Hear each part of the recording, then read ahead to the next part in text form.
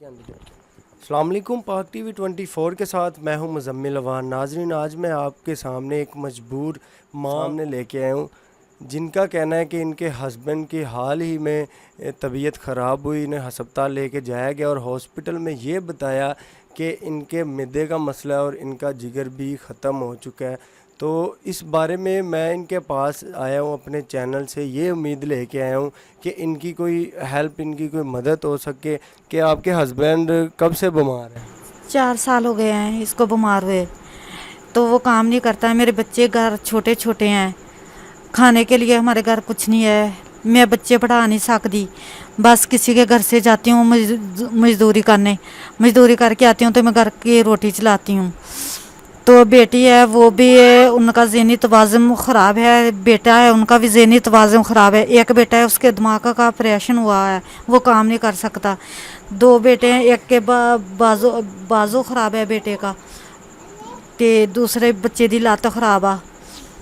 ते तबीयत उन्हां दी सही नहीं रहिंदी, बच्चे भी बीमार हो जाते हैं। ज़ाहिर है मैं दवाई भी नहीं लिया सकती हैगी। मैं 4 साल हो चले इन्हां दा इलाज करवाउंदे ने, लेकिन इन्हां दा इलाज भी नहीं हुंदा पिया हैगा कि पैसों के हत्थों मैं मजबूर हो गई हाँ। चलो कि कोई हो सकता है, कोई हमदर्द साडी करन ते मैं अपने मियाँ दा इलाज करवा लवां।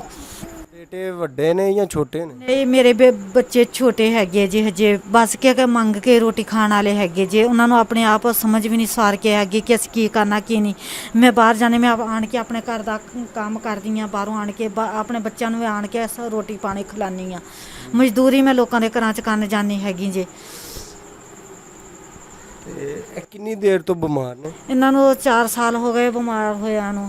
ते तुसी 4 साल तो कैंज गुजारा करदे पे हो, घर दा कैंज चलांदे? बस के मजदूरी कर लेनी है तो शाम सुबह चली जानी, शाम को आ जानी, आन के रोटी कर लोगों के काम करके तो फिर मैं घर की रोटी पानी चलानी हाँ।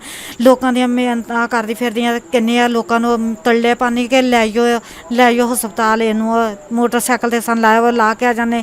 टेस्ट लिख के दिंदे, मेरे को पैसे नहीं हैगे जे। सीधी गल कि साडे बहुत हालात तंग रहे आ। असीं रोटी तो भी बाय टाइम ते बैठी, दा अज भी असीं घर कुछ नहीं पकाया।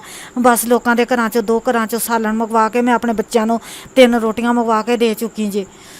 अच्छा, तुहाडे रिलेटिव या रिश्तेदार कोई तुहाडी मदद नहीं करदा? नहीं, साडी कोई रिश्तेदार साडी हमदर्द नहीं करता हैगा जी। कोई हमसाया या कोई इस तरह? कोई हमसाया नहीं साडी हमदर्द करदा जी। अच्छा, एक घर घर तुहाडा अपना या किराए ते वे? नहीं, घर मेरा अपना। मैं मजदूरी करके आया, मैं छत अपनी आप ही पाई आ। ये भी बारिश होंदी है, सानू बड़ी तंगी हुंदी आ। अच्छा, बारिश होंदी की मसला आंदा? सारी छत च हुंदी है ये। बस बच्चे रात नूं लैके बह रहे एक पासे, बस चीज़ां लद पलद कोई नहीं है जे। बस साडा सिलसिला कोई नहीं चलदा जे। मेरे मियाँ नूं अल्लाह मियाँ जिंदगी से दे देवे, फिर ते साडी चलो रोटी पानी भी चल जवेगा घर दा। अच्छा जी, ये इनके हस्बैंड भी साथ है तो इनसे भी बात करते हैं। वालेकुम अस्सलाम जी। मेरी पहले तो दिल की धड़कन तेज़ हुई, उसके बाद सांस ख़राब होना शुरू हो गया। तो आस्ता आस्ता अब मैदे से ब्लीडिंग भी हो रही है, जी। क्योंकि 4 साल पहले का मसला है। मैं हर डॉक्टर को यही बोलता हूँ मेरा 4 साल का मसला है। मुझे वो जाता हूँ, बस मेडिसिन लिख के दे देते हैं, बस घर जाएं। टेस्ट लिख के देते हैं, वो हम करा नहीं सकते। MS साहब को कहते हैं, वो हाँ पैसे हमें कर देते हैं। उसके बाद वो पर्ची उधर दवाई वाले को दे देते हैं। वो टेस्ट की कैपेसिटी नहीं है टेस्ट कराने की, कहाँ से कराएं। यही चाहते हैं कि कोई इलाज हो जाए। चलो पैसों की ज़रूरत नहीं, हमें इलाज हो जाए, चलो मेहनत तो करके हम खा ही लेंगे ना।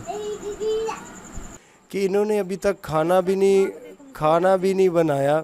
इनका कहना है कि मेरे 5 बच्चे हैं, एक बेटी है, इस बेटी का भी जो है वो एब नॉर्मल है और मेरे बाकी भी बच्चे, एक बच्चा ठीक है बकाया एब नॉर्मल है। तो मैं लोगों के घर में जाके काम करके तो अपना रोज़गार चला रही हूँ। तो मेरे हस्बैंड की तबीयत इतनी ख़राब है कि वो चल फिर नहीं सकते। इनका जो बंदा इनकी मदद करना चाहता है, इनका नंबर मोबाइल स्क्रीन पे आपको भेज देंगे, वो आपको नज़र आ रहा होगा। तो काइंडली इनकी हेल्प कीजिए। इसी के साथ अपने मेज़बान मुज़म्मिल अवान को इजाज़त दीजिए। अल्लाह हाफिज़। सब्सक्राइब बटन पर क्लिक करें और बेल के निशान पर भी क्लिक करें ताकि हर वीडियो आपको मिल सके। तो वीडियो लाइक करना मत भूलिएगा। अल्लाह हाफिज़।